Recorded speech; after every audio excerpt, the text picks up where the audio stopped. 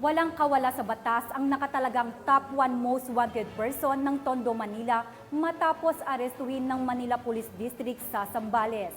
Yan ang balita mula kay Patrolwoman Juby Jane C.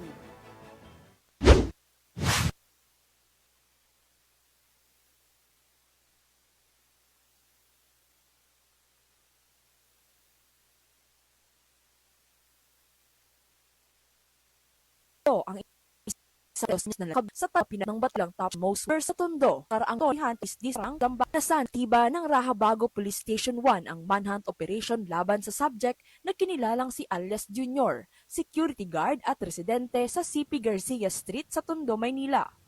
Isinilbi ang 2 arrest warrant ng subject na inilabas ng RTC Branch 29 may petsang March 15, 2024 sa kasong lascivious conduct na may piyansang 200,000 pesos at isa pang warrant para naman sa kasong rape na walang kaukulang piyansa.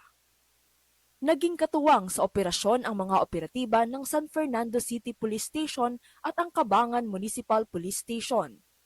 Nang masakote ang subject ay agad nang bumalik sa Tondo, Maynila ang mga operatiba, bit-bit ang subject na kasalukuyang nakadetine sa MPD Rahabago PS1 Detention Facility.